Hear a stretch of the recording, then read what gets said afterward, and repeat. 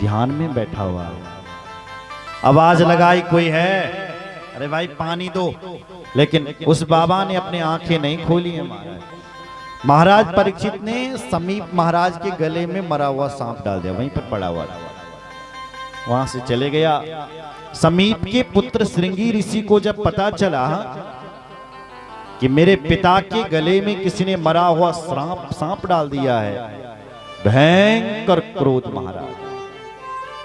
इत्युक्त्वा रोष ताम्राक्षो, इतना रोष इतना क्रोध आ गया कि कौशक्यापस्पृश्य बाघ वज्रम विससर्जा, कौश की नदी में प्रविष्ट हो गया और वाणी का वज्र छोड़ दिया। सुन रहे हो, ब्राह्मण की वाणी में ताकत होनी चाहिए, क्षत्रिय की बाहों में ताकत होनी चाहिए, वैश्य के तराजू में ताकत होनी चाहिए, और कनिष्ठ वर्ण के व्यक्ति के लिए लिखा है सेवा ही परमो धर्म,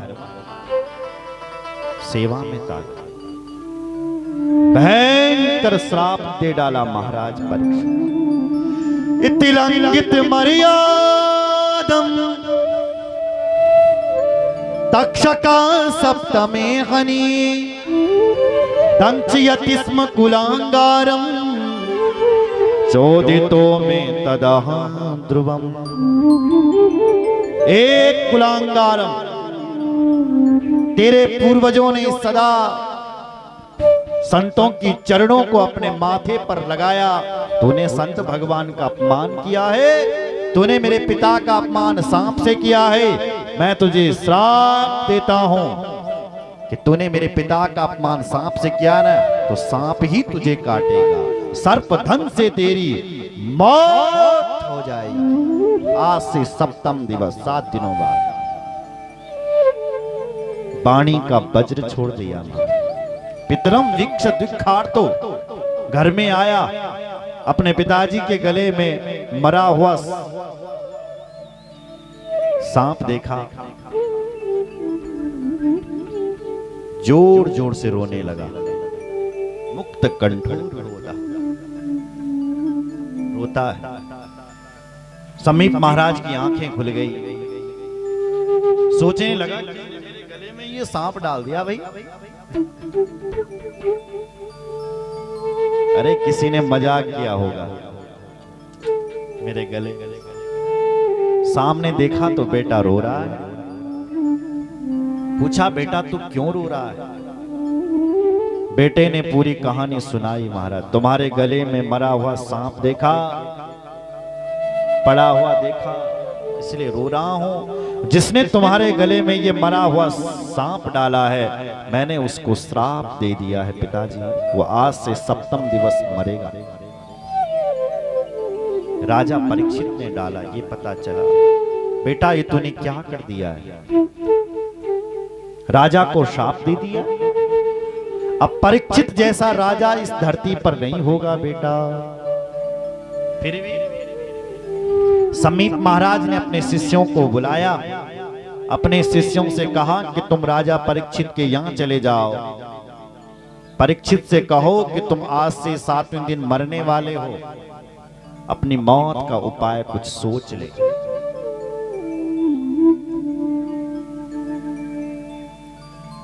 शिष्य गए राजा परीक्षित के पास, कहा राजन तुम आज से 7वें दिन मरने वाले हो, अपनी मृत्यु का उपाय ढूंढो। राजा परीक्षित उस मुकुट को उन्होंने नीचे उतारा और उनको ध्यान आ गया कि मैंने आज कोई नीच कर्म कर लिया है। अहो मयानी जमना जवत्कृतम निराकसी ब्रह्मणि गूढ़ तेजसी निराकसी निरागसी ब्रह्मणि गूढ़ तेजसी।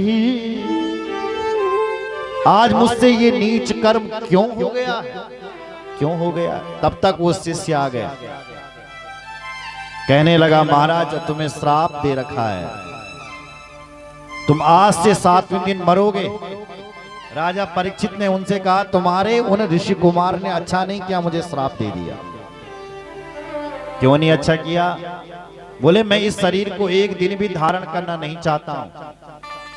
7 दिन की तो बात दूर रही, फिर भी मैंने 7 दिन से मिला, जरूर सोचूंगा कुछ उपाय मरने। अपने पुत्र को राजगद्दी दी। परीक्षित के पुत्र का नाम है जन्मेजय, उसकी पत्नी है वपुष्टमा। उनको राजगद्दी पर बिठाया, राजपाट अपने बच्चों को दिया और राजा परीक्षित गंगा जी के तट पर चले आए। गंगा के तट पर ही क्यों गए? यमुना के अन्य जगह क्यों नहीं गए?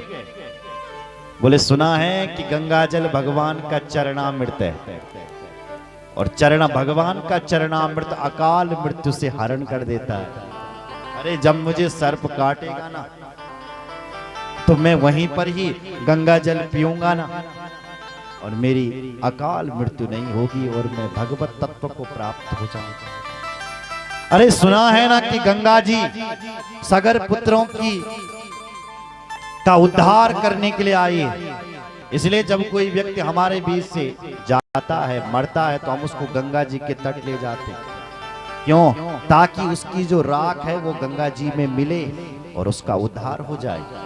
सगर पुत्रों की तो राख ही तो पड़ी थी, और क्या पड़ा था? या जल स्पर्श मात्रेण, जैसे गंगा जल का स्पर्श हुआ, सगर पुत्रों का उद्धार हो गया। राजा परीक्षित ने सोचा, जब मैं भी मरूंगा तो मेरा जो राख है वो भी गंगा में मिल जाएगी और मेरा उद्धार हो जाएगा। इसलिए गंगा जी के तट पर आ गए। लोगों को पता चला, ऋषि मुनियों को तो सारे ऋषि मुनि दुनिया के राजा परीक्षित के पास चले आए। परीक्षित ने उन ऋषि मुनियों से पूछा, हे महाराज, म्रियमाणस्य किम कर्तव्यम, मरने वाले को क्या करना चाहिए?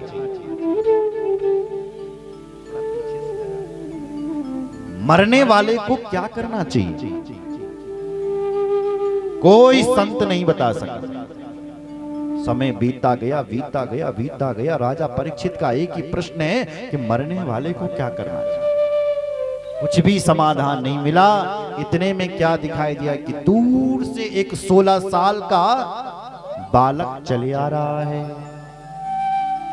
तत्रा भवत भगवान व्यास पुत्रो यदृच्छया गमटमानो नपेक्ष अलक्षलिंगो निजलाभतुष्टो वृतस्जवारै रवधूत वैसा अलक्षलिंगो निजलाभतुष्टो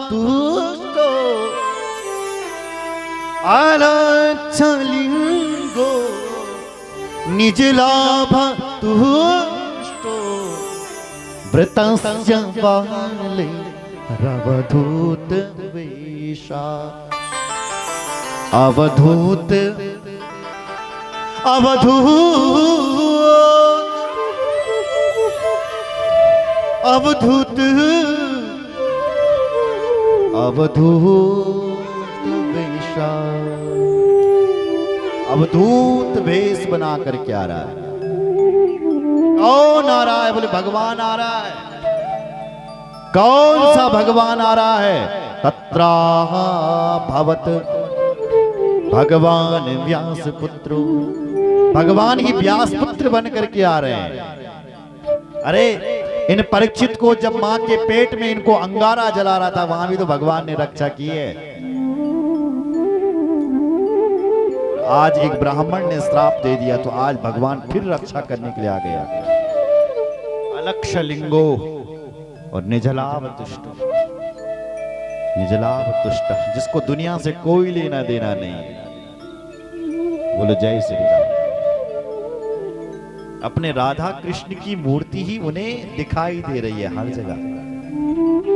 निजलावतुष्ट संतुष्ट, संतुष्ट हैं। भगवान की छवि उनके हृदय में दिखाई दे रही है।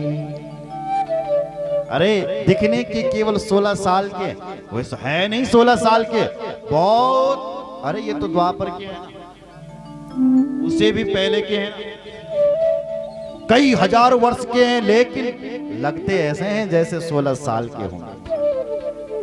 8 दूनी 16 साल के लग रहे हैं। भेष दिखने के कैसे हैं ये?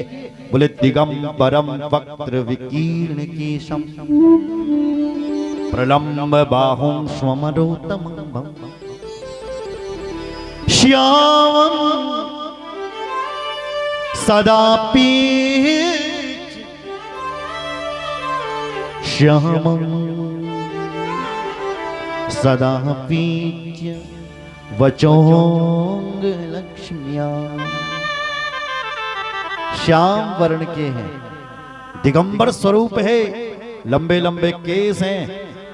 कुछ स्त्री पुरुष इनके पीछे पीछे आ रहे हैं, कहते हैं नंगा बाबा नंगा बाबा नंगा बाबा आ गया। कुछ इनका मजाक उड़ा रहे हैं, लेकिन इन्होंने अपने ऊपर केवल राख लगा रखी है, कपड़ा भी नहीं है कोई, राख के कपड़े पहन रखे हैं और चले आ रहे हैं महाराज। संत पुरुषों ने देखा तो खड़े होकर के स्वागत किया।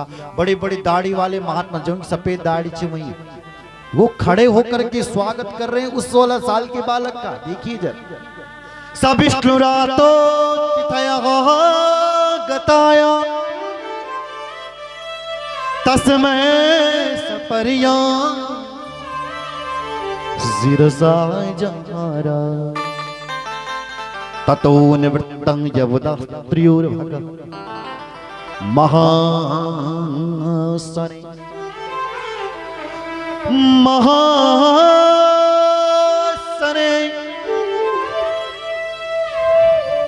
महासने सोप विवेश पूजिता। दाढ़ी वाले महात्मा स्वागत कर रहे हैं, पूजा कर रहे हैं, और ये पूजा करता हुआ परीक्षित देख रहा है, आश्चर्यचकित हो गया। राजा परीक्षित खड़ा हुआ, चक्रवर्ती सम्राट, और सुखदेव जी के चरणों में गिर पड़ा। परीक्षित आज परीक्षित बोल पड़ा, क्या बोला होगा? अहो अद्य वयं ब्रह्मन् सत्सेव्यं छत्रवन्दवा कृपया तिथिरूपेण भवस्तीर्थकः कृता येषां संस्मरणः पुंसां सद्या शुद्ध्यन्ति वै गृहा किं पुनर्दर्शनस्पर्शः पादशौच सनादिवी। हे महाराज, आपकी जय हो, जय हो। मैं पावन हो गया, मैं कृतार्थ हो गया, मैं धन्य हो गया। अरे गुरु के तो स्मरण करने मात्र से ही व्यक्ति शुद्ध हो जाता है। ये संस्मरणात् पुंसाम, बोलो जय श्री राम। भगवान के स्मरण करने मात्र से बोल तो हम लोग शुद्ध हो जाता। गुरु जी को ध्यान करते हम शुद्ध हो जाता। सुन रहे हैं हमारे आचार्य जी पंडित जी के श्लोक पढ़ते हैं। शुरू अपवित्र पवित्रो वा सर्वावस्थान गतो विवा यस्मरेत पुंडरीकाक्षम वो सवायाभ्यंतरस। आप अपवित्र हो चाहे पवित्र हो, आप शुद्ध हो चाहे अशुद्ध हो, पर यस्मरेत पुंडरीकाक्षम, जैसे तुमने भगवान पुंडरीकाक्ष का नाम लिया, क्या हुआ? सभायाभ्यंतरस शुचि, हम शुद्ध हो जाते हैं, पवित्र हो जाते हैं। महाराज, गुरु के तो स्मरण करने मात्र से ही व्यक्ति शुद्ध हो जाता है, और स्मरण के साथ साथ दर्शन मिल जाए तब तो कहना ही क्या। दर्शन के साथ साथ पाद शौच मिल जाए तब तो कहना ही क्या। हम धन्य हो गए हैं, धन्य। हमारा आपसे प्रश्न है, अतः पृच्छामि संसिद्धिं योगिनां परमं गुरुं पुरुषस्य यत् कार्यं म्रियमाणस्य सर्वथा। ये महाराज तुम योगियों के स्वामी हैं, ध्यान करने वालों के भी परम ध्यान गम्य है। हमारा प्रश्न है कि मरने वाले को क्या करना चाहिए? म्रियमाणस्य किम कर्तव्यम, मरने वाले का क्या कर्तव्य है? किछेन बल मन वाले करियो। मरने वाला परीक्षित अकेला नहीं है मेरी मां, ये पूरी दुनिया मरने वाली है। हम सब मरने वाले और हम सबको 7 दिन के अंदर ही मरना है, 8वां कोई बार नहीं होता है। इसलिए मरने वाले को क्या करना चाहिए? सुखदेव जी बोल पड़े, श्री शुक उवाच। सुखदेव जी बोल पड़े राजा परीक्षित के लिए, सुन परीक्षित, वर्याने सते प्रश्न कृतो लोक हृतम नृपः आत्मविद सम्मता पुंसः श्रोतव्यादिसूया परा। वर्याने सते प्रश्न, कितना सुंदर प्रश्न है परीक्षित तेरा, कितना सुंदर प्रश्न है, आत्म कल्याण वाला प्रश्न है। मरने वाले को क्या करना चाहिए? नहीं तो आजकल का मनुष्य तो सोया हुआ है ना, निंद्रिया ह्रियते नक्तम व्यवाहीन चवावय दिवाचारते हया राजन कुटुंबा वर्णेन वा। मनुष्य को नबल आधा जन्म क्षणमा खत्म हुई नींद लेकर के। हिसाब लगाओ कितने सोते हो हम लोग, कितनी सोती रहते हैं, सोती रहते हैं। जब बचपना था तब भी तो सोए थे। जो बालक होता है ना छोटा, वो सोया तो रहता है। मेरी माँ जब बुढ़ापा के आलू तब भी हम उन शेरों, बूढ़ा व्यक्ति भी क्या करता है, खटिया लेकर के पड़ा है, भले नींद ना आए, पड़ा ही तो है, सोया ही तो। आधा जन्म सोने में खत्म, आधा बच गया व्यवहार निभाने में गंवा दिया। फलाना काम करना है, ये काम करना है, और समय बच गया तो भरण पोषण कैसे होगा बच्चों का, परिवार का। दिवाचार थे हया राजन कुटुंबा भरणी नवा, कुटुंब के भरण पोषण में गंवा देता है। इसको मरना है ये भूल ही गया है। ऐ माया के पुजारी, आगे की कुछ सोच है? इस घर से बढ़कर के भी तेरा आगे एक घर है रे। परमात्मा का चिंतन क्यों नहीं करता? जब वो परमात्मा तेरे अंदर से निकल जाएगा ना तो मुर्दा हो जाएगा। तेरे सामने लोग खड़े रहने से डरेंगे। अरे मुर्दा भी तो जब सामने होता है उसकी भी तो आंखें खुली होती है ना, वो ऐसा लगता है जैसे मुझे ही देख रहा है।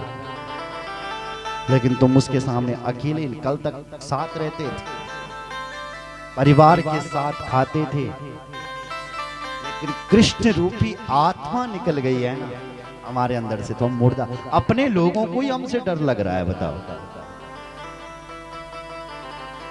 मेरी माँ, इस दुनिया का धन्यवाद बाद में करना, पहले उस भगवान का धन्यवाद कर दे। प्रभु तू निकल गया ना, अगर तूने मुझे छोड़ दिया ना मेरे भगवान, तो ये लोग, मेरे घर वाले ही लोग मुझसे डरेंगे, टाइम नहीं लगाएंगे मुझे ले जाने में, यहां से जला देंगे मुझे। जिनके लिए मैं इतना कर रहा हूं वही मुझे ले जाएंगे। इसलिए प्रभु जितनी उम्र दी है ना तूने, उतना साथ देना है ना प्रभु मेरा। सोया हुआ है, पता ही नहीं उसको कि मैंने मरना है। हम सब मौत के मुख में हैं। परीक्षित समय निकालो उस परमात्मा की। बहुत अच्छा प्रश्न किया तूने, मरने वाले को क्या करना चाहिए? सुन, क्या करना चाहिए मरने वाले को, ध्यान से सुन। तस्मात् भारत सर्वात्मा भगवान हरिरीश्वरा श्रोतव्या कीर्तितव्यश्च स्मर्तव्यश्चेच्छतः भयम्। हे परीक्षित, जो व्यक्ति मरने से बचना चाहता है वो भगवान की कथा सुनो। श्रोतव्य कीर्तितव्य, भगवान का कीर्तन करो। स्मरणतव्य, भगवान का स्मरण। राजा परीक्षित बोले 7 दिन है, 7 दिन में कब कथा सुनूंगा, कब भगवान का कीर्तन करूंगा? मेरे पास तो 7 दिन है। सुखदेव जी ने कहा है परीक्षित 7 दिन कोई कम होते हैं क्या? आते हैं 7 दिन। एक राजा हुए थे सूर्यवंश में जिनका नाम था महाराज खटवांग। खटवांग राजा ने देवासुर संग्राम, जब देवताओं में संग्राम हुआ था तो उस देवासुर संग्राम में खटवांग राजा ने देवताओं का साथ दिया था। देवता लोग विजयी हुए थे। देवता लोग बोले महाराज खटवांग, हम आपकी बाहुबल से विजयी हुए हैं, वरदान मांगो, तुम्हें क्या चाहिए? तो उस समय खटवांग राजा ने कहा था कि वरदान तब मांगो देवता, पहले ये बताओ मैं कितना जीवित हूँ, पहले मेरी उम्र देखो। जो देवताओं ने अपनी दिव्य दृष्टि से देखा तो क्या दिखाई पड़ा कि खटवांग राजा केवल 1 मुहूर्त बचा हुआ है, उसके बाद मर जाएगा। खटवांग को जैसे ही बताया, खटवांग ने कहा मुझे यहाँ से गंगा जी के तट छोड़ो। खटवांग राजा को गंगा जी के तट छोड़ा। खटवांग राजा ने संसार की सारी आसक्तियों को निकाला, प्रभु के चरणों में ध्यान लगाया। जैसी मुहूर्त पूरा हुआ तो मुहूर्ता सरमुत्सृज्या गतवं अभयम हरिम। एक मुहूर्त में राजा खटवांग ने मुक्ति को पा लिया। परीक्षित, जब राजा खटवांग एक मुहूर्त में मुक्ति पा सकता है तब तरहि कौरव्यः सप्ताहं जीवितावधि। तेरे पास तो 7 दिन है। 7 दिन बहुत होते हैं। आपने देखे होंगे कुछ डॉक्टर ऐसे होते हैं जो मरीज का हाथ पकड़ते ही ठीक कर देते हैं। अरे भाई, कितना भी भीषण बुखार क्यों ना हो, डॉक्टर साहब हाथ पकड़ते ही ठीक कर दे रहे, हमारी एक दवाई से ठीक हो जाएगा। होते हैं ना, इतनी बड़ी बीमारी, इतना टेंशन ले, एक दवाई दूंगा मैं ठीक हो जाएगा, धैर्य रखो। लेकिन कुछ लोग ऐसे खतरनाक भी होते हैं, नींव वाला बुखार तो भी उसको हार्ट अटैक आ जाए। अरे इसकी तो आंखें पीली हो रही, हो सकता है पीलिया तो नहीं, इसके गले में भी दर्द हो रहा है, लगता है कोरोना तो नहीं है। नहीं भी आएगा बेचारे को बुखार तो भी आ जाएगा। पर सुखदेव जी का विश्वास देखिए परीक्षित, 7 दिन बहुत होते हैं। खटवांग राजा ने एक मुहूर्त में ही मुक्ति पाई। बहुत है। बोले गुरुदेव क्या करना चाहिए? बोले भागवत सुनो, और भागवत सुन करके अंत समय में अपने मुख से भगवान का नाम ले लेना। भागवत कौन सुनाएगा? बोले मैं तुम्हें सुनाऊंगा। एतावान सांख्य योगाभ्याम स्वधर्मा परिनिष्ठया जन्मलाभा परा पुंसा अंति नारायण स्मृति। इस भागवत सुन करके अंत समय में तेरे मुख से भगवान का नाम निकल जाए तब तेरी मुक्ति होगी। कि बरसों से मुनि बैठे हुए, उनके मुख से भी भगवान का नाम नहीं निकलता। जन्म जन्म मुनि जतन कराई, जन्म जन्म मुनि जतन कराई। अंतराम कहीं आवत नाही, अंतराम कहीं आवत नाही, अंतराम कहीं आवत नाही,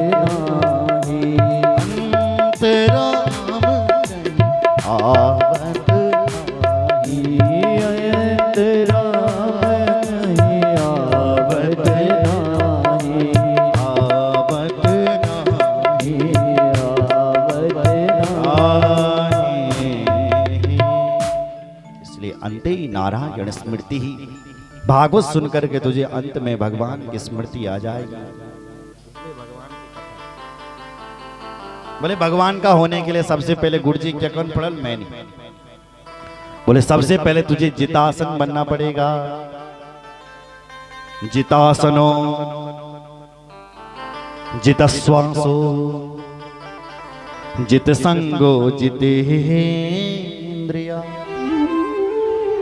स्थूले भगवतो रूपे मनः संधारये धिया। पहले जितासन बनो। भगवान का होना चाहते हो, एक आसन पर बैठना शुरू कर दो। बोलो जय श्री राम। ऐसा नहीं कि पैर थक गए फिर पसार लिया। एक आसन पर बैठो, बिल्कुल ज्यादा नहीं तो 1 घंटा बैठने का प्रयास करो। सुन रहे हो? जितासन। उसके बाद जित श्वास, श्वास पर भी नियंत्रण करो। सुबह सुबह प्राणायाम किया करो, पूरक रेचक इत्यादि भकादि। प्राणायामम परम बलम, प्राणायामों में परम बल है। बैठना ढंग से सीखो, श्वास को धीरे धीरे लेना सीखो। जित श्वास। तीसरी बात है जित संगा, अच्छे लोगों के संग में रहो। अगर तुम बुरे लोगों के संग में रहोगे तो बुरे हो जाओगे, अच्छे लोगों के संग करोगे तो अच्छे बन जाओगे। जैसा संग होता है ऐसा प्रसंग लगता है। बोलो जय श्री राम। इसलिए अच्छा संग होना चाहिए। आपको पता है सांप जब गलियों में घूमता है तो लोग उसको मारते हैं, वही सर्प जब शिवजी का संग कर दे तो लोग उसको दूध पिलाते हैं। अगर तुमने महापुरुषों का संग कर दिया तो तुम्हें भी लोग दूध पिलाएंगे, तुम्हारी जय जयकार हो। संग अच्छा नहीं होगा तो बर्बाद हो जाओगे। सुन रहे हो? इसलिए अपने से श्रेष्ठ लोगों का संग करो। अपने से छोटे का संग करोगे तो गर्त में जाओगे। एक महारानी ने, महारानी कौन?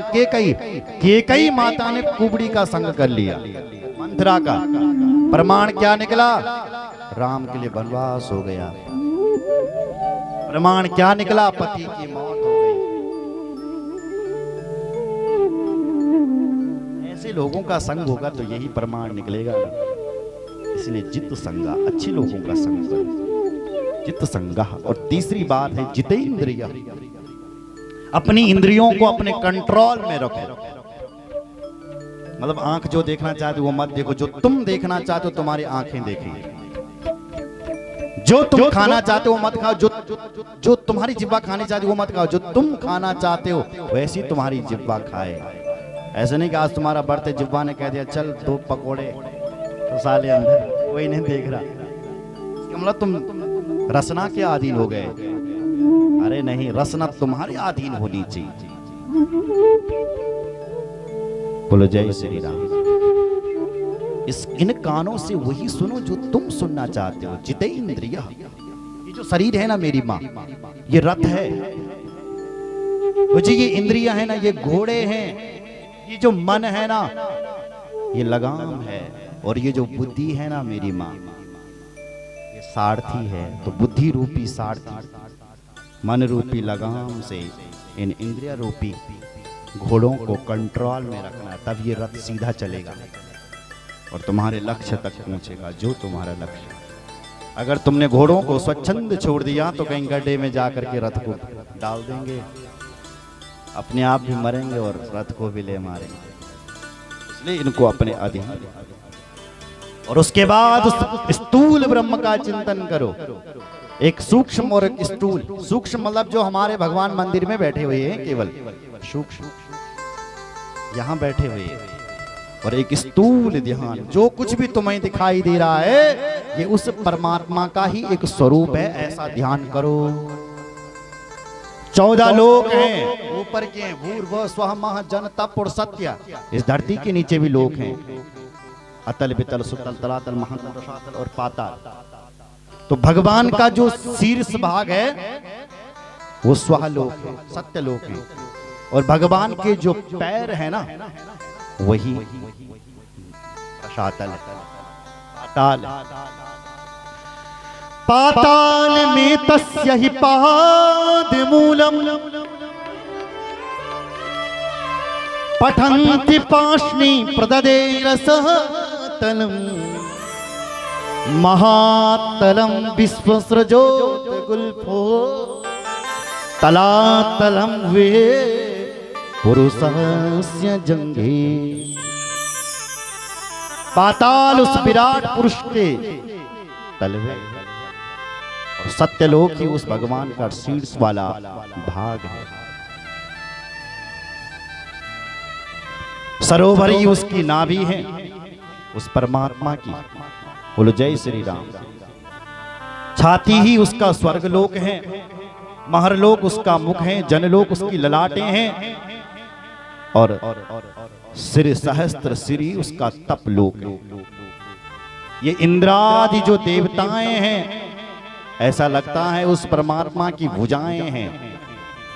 ये जो दसों दिशाएं तुम्हें दिखाई दे रही है ऐसा अनुभव करो कि ये उस परमात्मा के कान है, सर्वेंद्रिय है। वो भगवान कहीं ना कहीं से हमें देख रहा है। ये अश्विनी कुमार है, ये उस परमात्मा की नासिकाएं। ऐसा अनुभव करना चाहिए। जो अंतरिक्ष लोक है ये भगवान के आंखें हैं। ये जो पलकें, ये जो दिन और रात हो रही है, दिन हो रहा है रात हो रही, दिन हो रही रात हो रही, ये उस परमात्मा की पलकें झपक रही है, आंखें झपक रही है। ऐसा अनुभव करना चाहिए। जितना भी तुम्हें जल दिखाई दे रहा है ये उस भगवान का तालु है, ऐसा अनुभव करना चाहिए। वेद ही उस भगवान का ब्रह्मरंध्र है। जितना भी खाद्य पदार्थ है, खाने वाली चीजें हैं, ये उस भगवान के जिह्वा है। ऐसा अनुभव करना चाहिए। जितना भी प्रेम दुनिया में बरस रहा है, स्नेह, स्नेह उस परमात्मा की दांत है। अरे जो ये भगवान की जो ये माया है यही उस परमात्मा की मुस्कान है। माया है ना, जो ऐसा लग रहा है कि वो भगवान हंस रहा है। ऊपर के ओंठ जो हैं वो भगवान के लोभ हैं, नीचे के ओंठ भी प्रभु के लोभ हैं। ये जो धर्म दिखाई दे रहा है ये उस परमात्मा के स्तन हैं। ऐसा अनुभव करो। बोलो जय श्री राम। ये पीठ, पीठ भगवान का अधर्म है। ये अधर्म क्या है? भगवान की पीछे वाली पीठ है। धर्म क्या है? भगवान की छाती ही धर्म है। प्रजापति भगवान की मूत्रेंद्रिय है। वरुण वित्रावकोश है उस परमात्मा का। समुद्र उसकी कोख है। ये जो बड़े बड़े पहाड़ तुम्हें दिखाई दे रहे हैं, बहुत बड़े बड़े पहाड़, ऐसा अनुभव करो कि ये भगवान की हड्डियां हैं। ये गंगा, यमुना, अलकनंदा इत्यादि जो नदियां बह करके आ रही है, ऐसा अनुभव करो कि ये भगवान की नाड़ियां हैं। ये सुंदर सुंदर घास जो उत्पन्न तुम्हें दिखाई दे रही है, ये ऐसा अनुभव करो ये उस परमात्मा के रोम है। अरे जो ये हवा चल रही है, सुंदर सुंदर मीठी मीठी हवा, श्वास जो हम ले रहे हैं, ऐसा अनुभव करो ये भगवान की श्वास है। प्रभु ये हवा जो चल रही ये भगवान की श्वास है। ये काल चक्र जो चल रहा है ये उस परमात्मा की चाल है। ये बादलें जो तुम्हें दिखाई दे रहे हैं ये उस परमात्मा के केस हैं, लंबे लंबे केस। जो ये संध्या हो रही है ये उस परमात्मा के वस्त्र हैं। शाम सुबह जब त्रिकाल संध्या हो रही तो ऐसा अनुभव करो कि भगवान वस्त्र बदल रहे हैं। चंद्रमा तुम्हें दिखाई दे रहा है ये उस भगवान का मन है रे। रुद्र भगवान ही उस परमात्मा का अहंकार है। घोड़े, खच्चर, हाथी, ऊंट, ऐसा अनुभव करो कि ये भगवान के नखे हैं। ये सुंदर विचित्र पक्षी जो तुम्हें उड़ते हुए नजर आ रहे हैं ये भगवान की रचना है। प्रकृति के द्वारा कितना सौंदर्य वातावरण हो रहा है। मनो ही उसकी बुद्धि है और मनुष्य का हृदय, मतलब हमारा हृदय भगवान का रहने के लिए घर है। सुन रहे हो? भगवान कहाँ रहता है? भक्त के हृदय में। तो जो भक्त का हृदय है वो उस परमात्मा का रहने के लिए घर है। बोलो जय श्री राम। गंधर्व विद्याचारण उस भगवान की पादुकाएं हैं, स्वर है। जो ये स्वर संगीत निकल रहा, अलग अलग संगीत, अलग अलग राग, ऐसा अनुभव करो ये भगवान की स्वर निकल रहे हैं।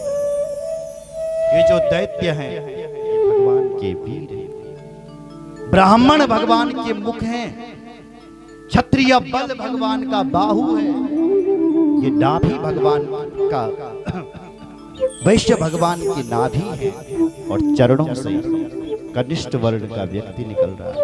इसलिए जो कुछ भी तुम्हें दिखाई दे रहा है ये स्थूल ब्रह्म का, हे परीक्षित, चिंतन करना चाहिए। कौन सी कामना से कौन से देवता का यजन करना चाहिए ये भी अलग अलग बताया। ब्रह्म वर्चस्व कामस्तु यजेता ब्राह्मणस्पतिम् इंद्रमिंद्रिय कामस्तु प्रजा काम प्रजापति। अगर आपको ब्रह्म तेज चाहिए तो इसके लिए बृहस्पति की उपासना करो। अगर आपको इंद्रियों में बल चाहिए तो देवराज इंद्र की उपासना करो। जिसकी संतान नहीं हो रही है वो प्रजापतियों की उपासना करे। जिसको लक्ष्मी चाहिए, जिसको धन चाहिए, उसको माया देवी का चिंतन करना चाहिए। देवी भागवत का तृतीय स्कंद, और ये भगवान का जो विराट पुरुष के बाद जो ये वर्णन आया है ये और मुझे एक जैसे लगते हैं। वहां भी जिसको धन चाहिए इतने साल की बेटी का पूजन करो, और शिव पुराण भी कुछ ऐसा ही है। जो जो जिसको चाहिए उतने उतने प्रकार के रुद्राक्ष धारण करो। जैसे 14 मुखी रुद्राक्ष होते हैं, तो किसी को विजय प्राप्ति करवानी है तो 11 मुखी रुद्राक्ष धारण करो, शिव पुराण कहता है। अगर किसी के घर में दरिद्रा घुस गई है तो 7 मुखी रुद्राक्ष धारण करो। ये अलग अलग वर्णन किया। ऐसी किसी को राजा बनना है तो देवी भागवत कहता है 4 वर्ष की बेटी का पूजन करो। किसी के घर में धन नहीं टिक रहा तो देवी भागवत का 2 साल की बेटी का पूजन करो। अगर किसी के घर में रोग हो गया है, रोग की शांति, डॉक्टर साहब कह रहे हैं दवाई काम नहीं कर रही, एक काम करो घर ले जाओ इनकी सेवा करो, तो रोहिणी रोग नाशाया, रोहिणी माता का पूजन करो। देवी भागवत कह रहा है 10 साल की बेटे रोहिणी, 9 साल की, तो रोहिणी का पूजन करने से रोग नाश है, रोगों का नाश है। अलग अलग देवताओं की कामना, अलग अलग देवियों की अलग अलग रुद्राक्ष, अलग अलग पुराणों में वर्णन किया गया है। यहाँ भी कुछ ऐसा ही है। अगर तुम्हें लक्ष्मी चाहिए माया देवी की उपासना करो। अगर तेज चाहिए तो अग्नि की उपासना करो। अगर धन चाहिए तो मां भगवती की उपासना करना। देवी मायाम तु श्री कामस तेजस कामो विभावशो वशु कामो वशोन रुद्र वीर्य कामोत वीर्यवान। अगर वीर बनना है तो भगवान रुद्र की उपासना करनी चाहिए। घर में अन्न धन नहीं है तो माता अदिति की उपासना करो। और अगर राज्य चाहिए तो विश्वदेव की उपासना करो, प्रजापतियों की उपासना करो। पुष्टि चाहिए तो अश्विनी कुमारों की उपासना करो। सौंदर्य चाहिए तो गंधर्वों की उपासना करो। सुंदर पत्नी चाहिए तो उर्वशी की उपासना करो। विद्या चाहिए तो भगवान शंकर की उपासना करो। गायत्री की उपासना, सरस्वती की उपासना। और भागवत कह रहा है कि शंकर जी की उपासना, शंकर जी पर एक लोटा जल चढ़ाओ, तुम्हारे विद्यार्थी, तुम्हारे बच्चे यदि विद्यार्थी हैं वो पढ़ाई में तेज हो जाएंगे। देवी भागवत कहता है विद्यार्थी विजयार्थी 4 साल की बेटी का पूजन करो। विद्या कामस्तु गिरिशम दंपत्यार्थम उमाम सती दंपत्यार्थम उमाम सती। विद्या कामस्तु गिरीशम, विद्या चाहिए तो भोले बाबा की उपासना। पति पत्नी में झगड़ा है तो उमा मां सती की, मां भगवती की उपासना करो। क्योंकि हे परीक्षित, ये जो तुम्हें मनुष्य को शरीर नहीं मिलू ये भगवान की उपासना करने के लिए ही मिला हुआ है। और अगर सब कुछ चाहिए तो भी भगवान नारायण की उपासना करो। आदि पुरुष, प्रकृति से पुरुष, उस नारायण की उपासना तो करनी ही चाहिए। अकामा सर्व कामो मोक्ष कामा उदारी तीव्रेण भक्ति योगे यजेता पुरुषम परम। कोई अकाम हो चाहे निष्काम, प्राणी मात्र को भगवान की भक्ति करनी चाहिए, क्योंकि ये मनुष्य शरीर ये भगवान की भक्ति करते बल मिले। अरे मोक्ष के दरवाजे पर जो ताला लटका हुआ है वो केवल इस मनुष्य की चाबी से ही खुलता है मेरी माँ। सुन रहे हो? वैसे तो 84 लाख योनियां हैं, पर 84 लाख योनियों में चाबी कोई काम नहीं करती है। जैसे ही हम लोग मनुष्य के शरीर में आते हैं धड़ाम जैसे ताला खुल जाता है। 84 लाख योनि में जाओगे तो ताला नहीं खुलेगा। 20 लाख योनि तो वृक्षों की है, जितने भी संसार में तुम्हें पेड़ पौधे दिखाई पड़ रहे हैं 20 लाख योनि। 9 लाख योनि जलचर की है, जल में जो कीड़े मकोड़े घूमते हैं 20 पर 9 29। 11 लाख योनि कृमि की है, सूखे में जो कीड़े मकोड़े घूमते हैं 29 और 11 40। 10 लाख योनि पक्षियों की है। इसका मतलब यह कि 10 लाख बार हम पक्षी बने। 30 लाख योनि पशु की, 30 लाख बार हम पशु बने। 4 लाख योनि बानर भालू जो मनुष्य जैसा भोजन करते हैं उनकी 4 लाख योनि। 1 योनि मानव की। अब तुम स्त्री बनो चाहे पुरुष बनो, जो मर्जी वो बनो। इतनी 84 लाख योनियों में जाने का पर भी ये मनुष्य का शरीर मिला हुआ है। दुर्लभो मानसो देहो देहि नाम क्षण भंगुरा। इसीलिए कहा है कि ये मनुष्य का शरीर बड़ा दुर्लभ। इसलिए इस मनुष्य के शरीर से भगवान की भक्ति करो करो करो। बोलो जय श्री राम। नहीं करोगे प्राण चले जाएंगे, फिर तुम्हें 84 लाख योनियों में जाना पड़ेगा। सुन रहे हो? फिर माँ के गर्भ में आना। माँ का गर्भ भी कुंभी पाक नरक है। वहां ना हवा है ना पानी है, कुछ नहीं है वहां। माँ के गर्भ में भी तड़पता रहता है ये जीव। भगवान से प्रार्थना करता है कि मुझे यहां से निकालो। प्रभु यहाँ हवा नहीं चाहिए, गर्भ में पानी नहीं है, यहाँ मैं तड़प रहा हूं ना मेरे भगवान, निकालना मुझे यहाँ से बाहर। तब भगवान को दया आ जाती है, भगवान हमें बाहर निकाल देते हैं। वाहम को हम करके रोते कौन है भाई? ये लोग जिनको हम जानते भी नहीं थे उनसे मिल जाते हैं। फिर माँ परिचय करवाती है, बेटा ये तेरे अपने हैं, ये तेरे पराये हैं। वहीं से माया शुरू हो जाती है। मैं और मोर तोड़ते माया, ये मेरे हैं वो पराये हैं, ये अपने ये दुश्मन है, यही तो माया है। वहीं से ये पुनरपि जननम पुनरपि मरणम। इसलिए इस मनुष्य की शरीर की महत्ता को समझो।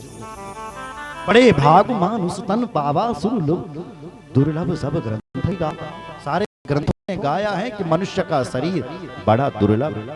और जो इस मनुष्य के शरीर में भगवान का भजन करता है वो पशु है। पशु कौन सा पशु?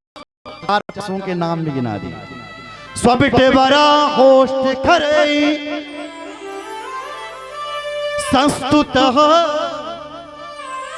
संस्तुतः पुरुषः पशु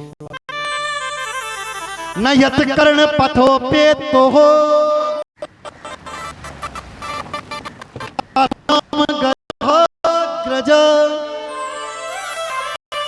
पक्षी जो भगवान का नाम लेता नहीं लेता है वो यहाँ पशु के तुल्य है। कौन सा पशु? बोले स्वा यानी स्वान, कुत्ता। स्वान नाम कुत्ता का। जो लोग आपस में लड़ते रहते हैं, झगड़ते रहते हैं, उनको देख कर के कुत्ता बड़ा प्रसन्न हो जाता है। कुत्ता कहता है खानदानी तो अलग है लेकिन काम हमारे जैसा कर रहा है। एक कुत्ता तक बटन भूखण लगी, वो एक यहाँ से भूख रहा है, दोनों भोग रहे हैं। ऐसे आजकल के मनुष्य भाई भाई लड़ाई कर लगे, बोला इतना मेरा है इतना तेरा है, झगड़ा। जो जो जो झगड़ा करने वाले लोग हैं पशुओं के समान, कुत्ते के समान। होस्ट यानी ऊंट।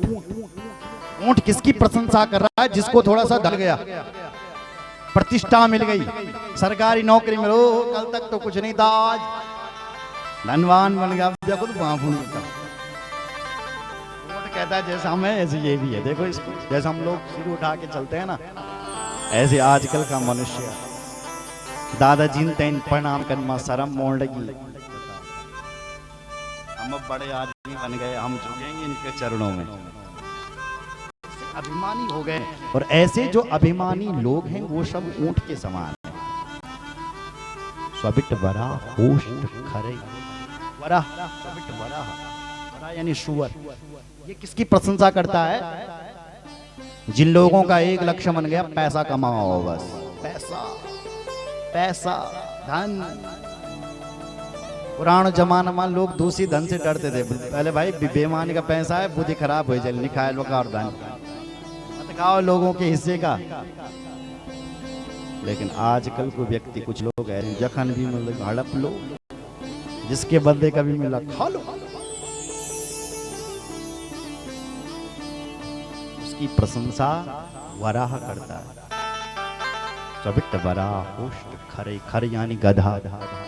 गधा भी प्रशंसनीय है इनका।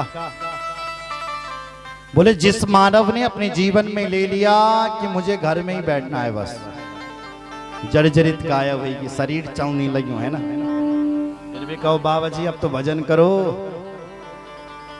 उसको अभी भी टेंशन है।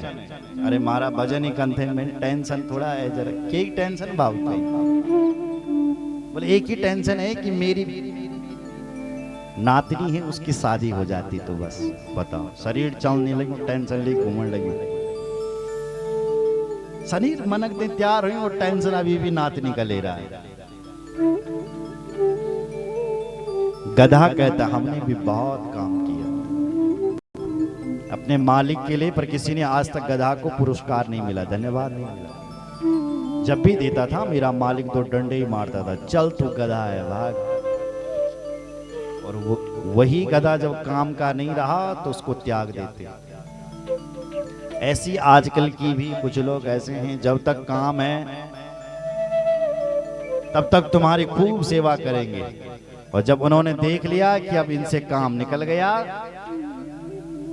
तो आजकल की लोग कहते जब हमारे 4 भाई जब माजुक बंटवारा बराबर करूं तो हमारा टका लेने बे पाऊं। जब बड़े भाई के पास चले जा 2-4 दिन, बोलो जय श्री राम। ऐसे लोग संसार में हो गए। और ये मत सोचना कि हमें बैठे बैठे खिलाएंगे, नहीं। घर में इन किन प्रकार तुमसे काम लिया जा रहा है। रसोई में खड़े नहीं हो सकते हो तो माँ जी तुम यन कर, सासू जी तुम यूं मटर छिलाते रहते हैं, पकड़े काम। अच्छा तुम खड़े नहीं रह सकते, कोई बात नहीं, तुम आलू छिलो तब तक। ले कहीं तुमने मना कर दिया तो भाई हमारा ठेका लेने जा।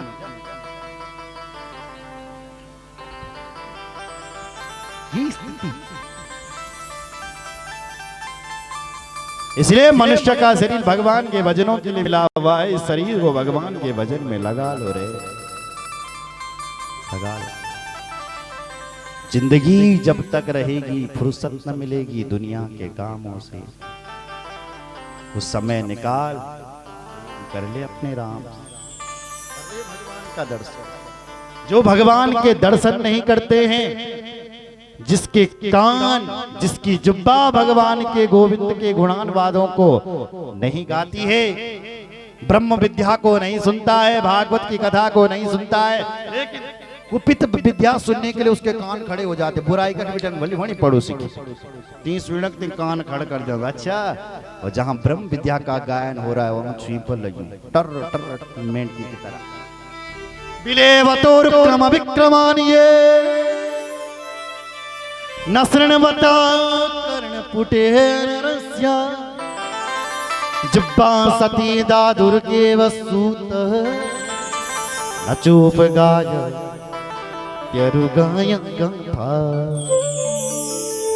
जिसकी जिब्बा भगवान के गोविंद के गुणानुवादों को नहीं गाती है, उसकी वो वाणी मेंढक की तरह है, टर टर टर टर टरकाती रहती है। जिसकी आंखें कृष्ण का दर्शन नहीं करती है, उसकी आंखें तो मोर पंख के समान हो जाती है। जिसके कान भगवान की कथा को नहीं सुनते हैं, उसके कान तो कर्ण पुट के समान हो जाते हैं।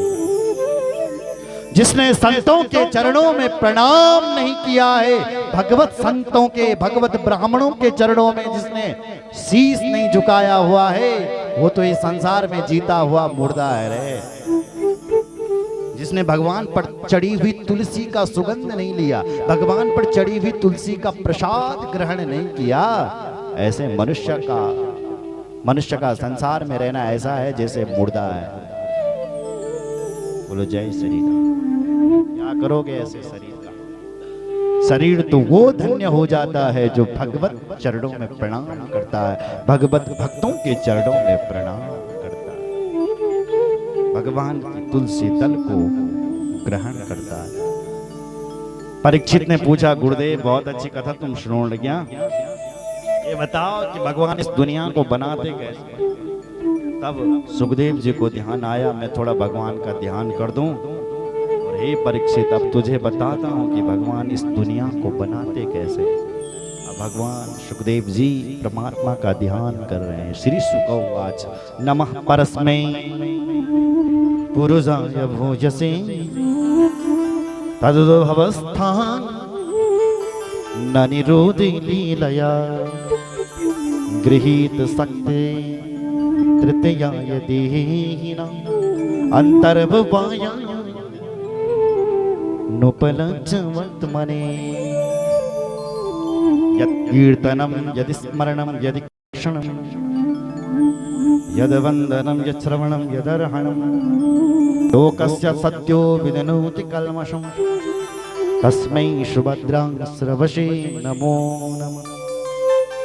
जिस भगवान का यत् कीर्तनम, कीर्तन करना, स्मरण करना, पाद सेवन करना, करने से व्यक्ति शुद्ध हो जाता है, ऐसे परमात्मा के चरणों में हम सब मिलकर के प्रणाम करते हैं। कोई कितना भी तपस्वी हो, भगवत चरणों में नहीं झुकेगा, उसकी तपस्या बेकार है।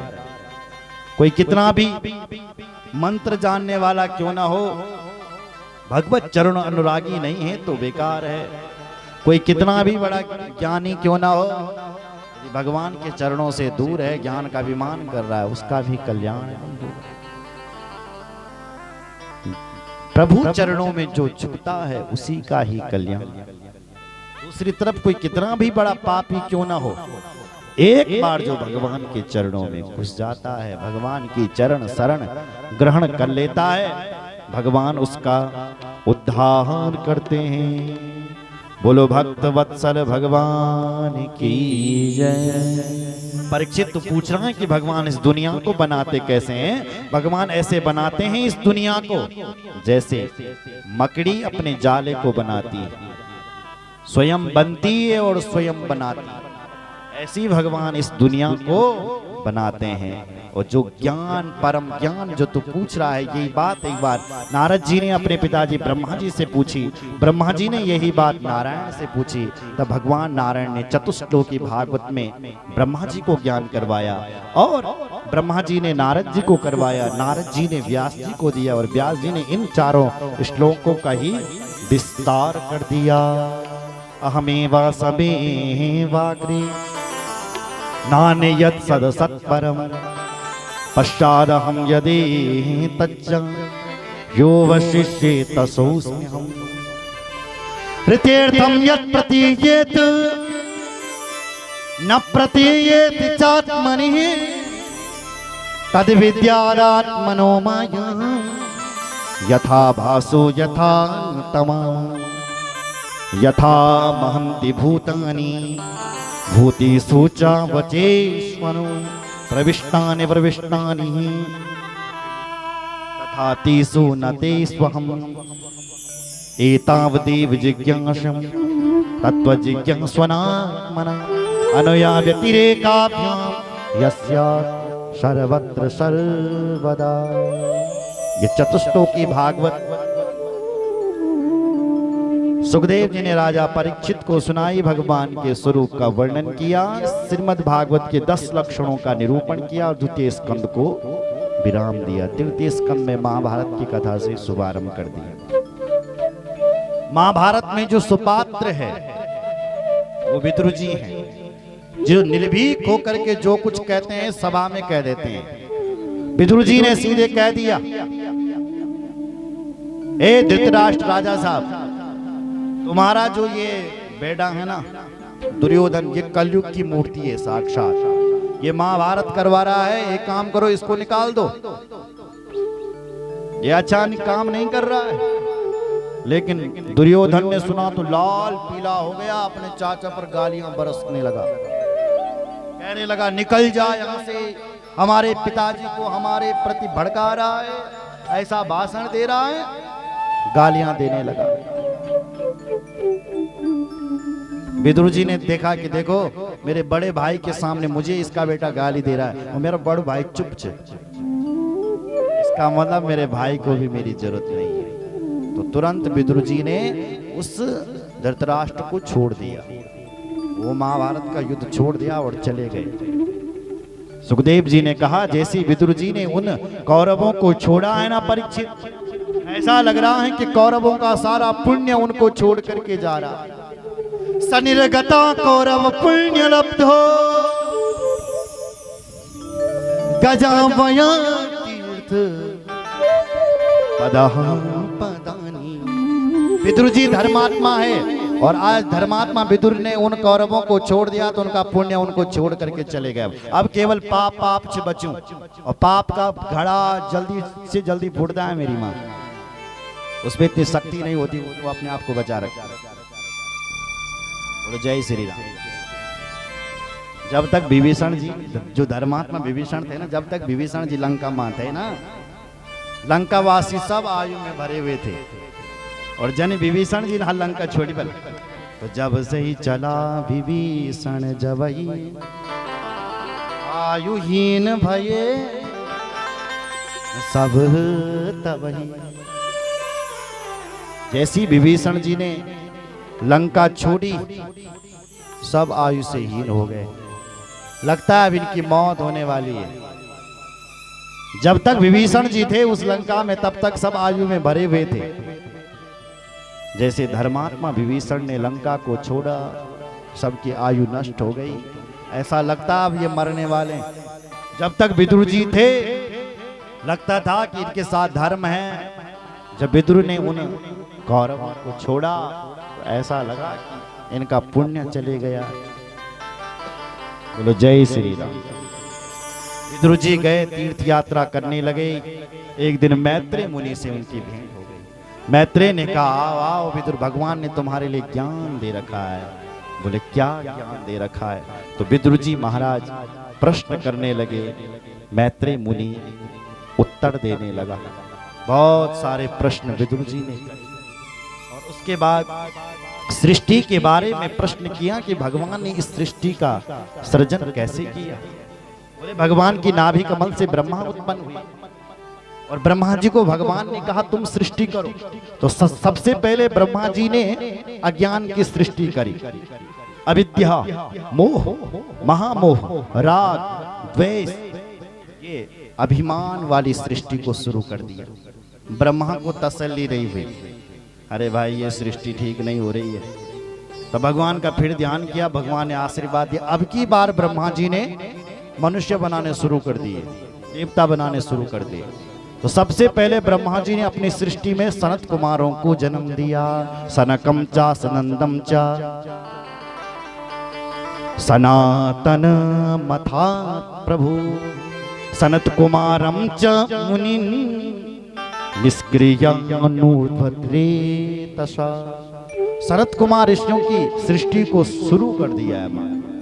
सृष्टि के प्रारंभ में 4 ऋषियों को जन्म दिया।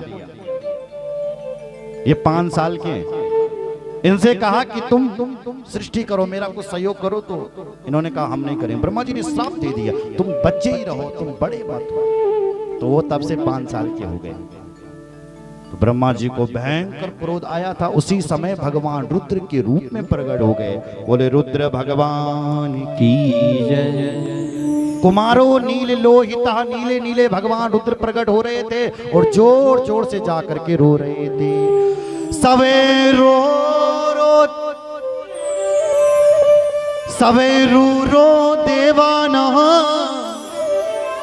पूर्वजो भगवान भवा, पूर्वजो भगवान भवा। असैन्य क्रोध से भगवान रुद्र ब्रह्मा जी की भ्रुकुटी से प्रकट हुए। जोर से रो रहे थे, कह रहे थे मेरा नाम बताओ, नाम बताओ, नाम बताओ। तो रो रहे थे। ब्रह्मा जी ने उनका नाम रखा। तुम रो रहे हो तो तुम्हारा नाम रुद्र रह जाएगा, रुद्र। तो उनका प्यार से नाम हो गया रुद्र। तुम क्या करोगे? उन्होंने कहा हम कुछ नहीं करेंगे। बोले तुम भजन करो। भजन में जाकर के रुद्र भगवान बैठ। अब की बार पुनः ब्रह्मा ने सृष्टि करी। तो अब की बार सृष्टि में ब्रह्मा जी ने सबसे पहले 10 ऋषियों को जन्म दे दिया, जिनका नाम है मरीचि, अत्रि, अंगिरा, पुलस्त्य, पुलह, क्रतु, भृगु, वशिष्ठ, दक्ष और देव ऋषि नारद। फिर ब्रह्मा जी ने सृष्टि करी और अपनी छाती से ब्रह्मा जी ने धर्म को जन्म दे दिया। अपने पृष्ठ भाग से ब्रह्मा जी ने अधर्म को जन्म दे दिया। अपने हृदय से ब्रह्मा जी ने काम को जन्म दे दिया। अपने बाहों से ब्रह्मा जी ने क्रोध को जन्म दे दिया। नीचे वाले ओंठों से ब्रह्मा जी ने लोभ को जन्म दे दिया। अपनी वाणी से ब्रह्मा जी ने विद्या की जो अधिष्ठात्री देवी है मां सरस्वती, उसको जन्म दे दिया। लिंग से ब्रह्मा जी ने समुद्र को जन्म दे दिया। अपनी गुदा से ब्रह्मा जी ने पाप को जन्म दे दिया। सृष्टि ब्रह्मा जी करने लगे। अपने छाया से ब्रह्मा जी ने छाया या कर्दमो जगी, छाया से कर्दम ऋषि को जन्म दे दिया। अब की बार ब्रह्मा जी ने मनु और शत्रुपा को जन्म दिया। उनसे कहा कि तुम मैथुन सृष्टि करो। वो मैथुन सृष्टि में जाकर के लग गए। ब्रह्मा जी को शांति नहीं हुई, क्या किया जाए? तो ब्रह्मा जी ने वेदों के उपवेदों को जन्म दे दिया। आयुर्वेद चिकित्सा शास्त्र, उसके बाद धनुर्वेद शास्त्र विद्या, गंधर्व वेद संगीत शास्त्र, गंधर्व वेद है ये उपवेदों में गया। फिर गाया गया स्थाप्य वेद, जिसको शिल्प विद्या जिसे कहते हैं। ऐसे इन उपवेदों को ब्रह्मा, फिर भी ब्रह्मा को शांति नहीं मिली। तो पंचम वेद महाभारत ये भी ब्रह्मा जी ने पहले ही घोषणा कर दी। फिर ब्रह्मा जी ने उसके बाद शांति नहीं मिले तो और सृष्टि करनी शुरू कर दी है। फिर धर्म के 4 पैर बनाए, विद्या, दान, तप और सत्य। फिर भी ब्रह्मा जी को अभी भी अशांति। तो ब्रह्मा जी ने कहा क्या हो रहा? ब्रह्मा जी ने और भी प्रकृति पुरुष बहुत सारी सृष्टियां करनी शुरू कर दी है। मनु महाराज प्रकट हो गए। क्या हो गया? तुम क्यों आए? बोले महाराज मैं सृष्टि तो करना चाहता हूँ, एक राक्षस आ गया और इस पृथ्वी का ही हरण करके रसातल में ले गया। ब्रह्मा जी को छींक आई। छींकते ही भगवान वराह का प्रादुर्भाव हो गया। बोलो वराह भगवान की जय। दिखने के वराह भगवान छोटे थे, देखते देखते विशाल। और जिसने इस धरती को चुरा लिया था उस हिरण्याक्ष का वध किया, उसका प्रणाम कर लिया और वराह भगवान अंतर्धान हो गए। मनु महाराज से कहा अब तुम सृष्टि करो। तो मनु महाराज